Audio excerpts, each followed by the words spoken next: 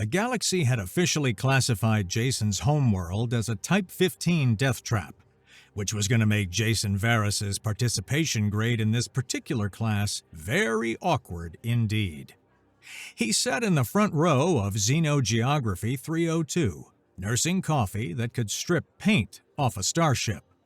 The other students gave him the kind of berth reserved for unexploded bombs. The course title glowing above the podium explained why: Deathworld Ecology and Hostile Habitats. Jason had survived global pandemics, the invention of social media, and 2 polar vortexes in Chicago, but he suspected this lecture on his homeworld might be the thing that finally killed him. It was going to be very hard to pay attention in a class he already knew everything about. "Welcome!" Dr. Rethix swept in like academic arrogance had grown legs. The civilian professor's limbs bent in too many places, his smile sharp enough to cut glass. "This semester, we explore planets where the weather has catastrophic moods and the wildlife considers extinction event a recreational activity." A Cathari student raised a trembling tentacle. "The syllabus mentioned Earth?" "Ah, yes." Rethix's eyes glittered. "The crown jewel of cosmic horror, Earth." Jason took a long sip of coffee. The first slide showed a beautiful blue marble floating in space. "Don't let the aesthetics fool you," Rethix purred. "This planet has been trying to murder its inhabitants since day one." Click. Next slide. A montage of visceral destruction. Tornadoes, hurricanes, earthquakes. "The weather includes spinning columns of air that relocate entire structures," Rethix lectured, a note of grim satisfaction in his voice. "The natives even have a primitive mythology around them, believing they can be chased or studied up close." Jason's hand went up. "Yes?" Rethix asked, clearly not expecting a substantive contribution. "Small addition, Professor," Jason said. "The mythology is more of a professional hazard. My uncle is a storm chaser out in Oklahoma. Says the sound a big twister makes up close is like a freight train, except the train is angry, 10 miles tall, and wants to throw your car into the next county." The statement hung in the air. It wasn't a fact from a databank, it was a memory. Livy, from the tranquil paradise world of Zarathon, made a sound like a whimpering flute. "Your uncle does this?" "Yeah," Jason said with a shrug. "Someone's got to get the sensor readings. He gets great footage." Dr. Rethix's confident posture stiffened. He stared at Jason, truly seeing him for the first time, not as a student of xenogeography, but as a primary source. "Your family is from Earth? I thought humans had establishments on Mars." "Born and raised," Jason confirmed, taking another deliberate sip of his coffee. "And some people are from Mars, but I particularly am from Earth. You were about to get to the wildlife, right? Can't wait for the Australian part. That's where it gets really good." Silence. "Thank you for that colorful addition." Rethix moved to the next slide. Earth's greatest hits: sharks, crocodiles, spiders. "That's a brown recluse spider," Jason offered helpfully. "They can hide in shoes." In the back of the class, someone fainted and slumped on their desk. A weak-stomached classmate vomited into the trash can. Everyone was horrified by Earth, and the creature, the human, who survived it. Jason held back a laugh. Maybe this class wouldn't be so boring after all. Livy from Paradise World Zarathon made a sound like a tea kettle. "In shoes?" "Sometimes beds. Really anywhere warm and dark." Dr. Rethix's eye twitched. "Perhaps our Earth native would like to teach the class?" "Nah, you're doing great. Please continue terrifying everyone." The professor's smile was sharp and ruthless. "Let's discuss Earth's apex predator. No natural armor, no claws, no venom. Their young take over a decade to become even somewhat self-sufficient. By all rights, they should have been an evolutionary footnote." New slide, early humans. "Instead, they become dominant through persistence hunting, pack bonding with other predators, and looking at fire, and thinking, I can work with this." Blaine, whose family owned 3 moons, scoffed. "No species could be that adaptable." Jason smiled for the first time. It wasn't reassuring. We domesticated wolves by sharing food with the ones too lazy to hunt. Now they sleep in our beds and wear little sweaters. We selectively bred them to come into different shapes, sizes, colors, you name it. You weaponized pack bonding? Mix, the empath from Neural 9, looked horrified and fascinated. We weaponized everything. Bacteria, antibiotics, and biological warfare. Math, economics, and encryption. Give a human a rock. They'll find 4 ways to use it, 3 probably violent. Week 3. The class had developed a routine. Refix presented horrors, Jason made them worse, everyone questioned their life choices.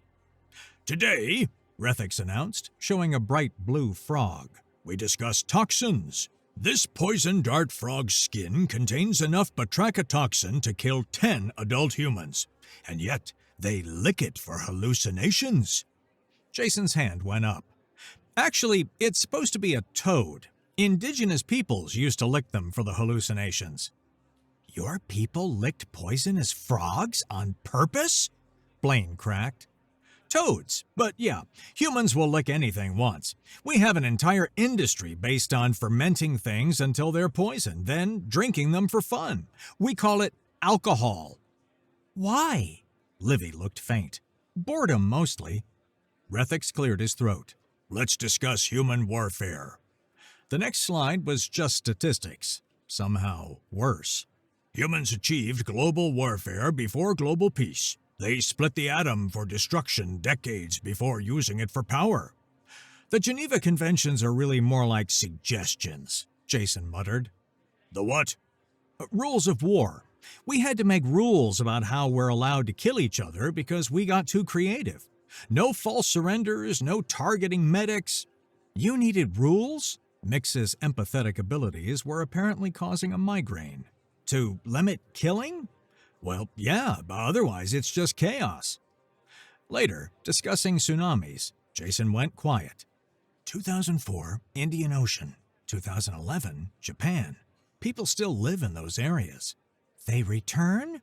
Livy's voice cracked. After the water tries to kill them? It's home. You rebuild. You prepare better.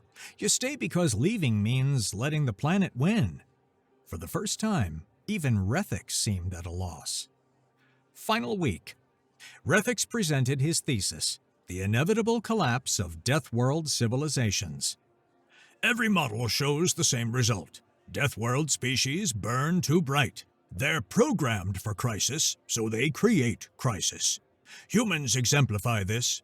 Nuclear weapons for less than 2 centuries, climate destabilizing, tracking asteroids that could end them. To be fair, Jason said, the disaster movies are pretty good. This, Refix snapped, is precisely the attitude that dooms you. You treat existential threats as entertainment. No, Jason stood. We dance with them. He walked to the front. You want to know why humans survived when your models say we should have burned out? Because we didn't survive despite the horror, we survived with it. We made friends with it. That's poetic, but hardly. Human history, empirical facts. Jason's grin had an edge. We're pursuit predators who learn to sweat. We can run anything to exhaustion. We throw with accuracy that makes computers jealous.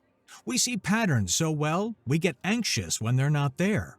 We don't just adapt to our environment, we adapt it to us. He pulled out his device, projecting images. 2004 tsunami. 10-year-old Tilly Smith recognized warning signs from geography class. Saved 100 people. 2010, Chilean mine collapse. 33 men trapped. The whole world stopped to dig them out. Different nations, different politics, didn't matter. They were humans in the dark, so we brought light. These are anecdotes. They're who we are. On some level, all of us understand that we're all fighting the same dark together. Jason faced the class. You want to know what makes humans terrifying? We're predators who figured out cooperation beats competition. Your wars, Livy protested. Yeah, we're capable of terrible things. Any Deathworld survivor has to be, but we learn. We've improved so much, all because we're ultimately a hopeful species. We went from permanent warfare to a united planet in under 10,000 years. He showed one final image, Earth rising over the lunar horizon. 1968. We went to explore space and discovered Earth. Yep, our own planet we came from. We went to explore the moon, and the most important thing that we saw was Earth. Every human who sees this comes back changed. It's called the overview effect, suddenly understanding we're all crew on the same ship. His voice dropped. You study Deathworlds like curiosities, but they're teachers. Earth taught us survival isn't enough. It taught us the only way to beat entropy is together. That's why humans will outlive your models, Professor, because we don't just survive, we make survival worth it. Silence. Then Mick started clapping. Others joined. Even students who'd spent the semester terrified found themselves applauding. Dr. Rethick stood rigid as his thesis crumbled. This is sentiment, not science. No, Jason said, raising his coffee in salute. It's anthropology, the study of how persistent predators became poets, how monsters chose to be human. He paused at the door. Oh, and Professor, when you cover Earth flora, don't forget kudzu. Now that's a proper horror story. It's called The Vine That Ate the South, he smirked. In the silence after he left, Blaine raised a tentative hand. I'd like to learn more about everything to do with Earth. And that's how Xenogeography 302 became the most requested class at the university, taught by a human who treated existential terror like morning coffee, and somehow made the galaxy want to be more like Earth's children, the ones who looked at a universe trying to kill them and said, "Thanks for the lessons. Now watch what we do with them."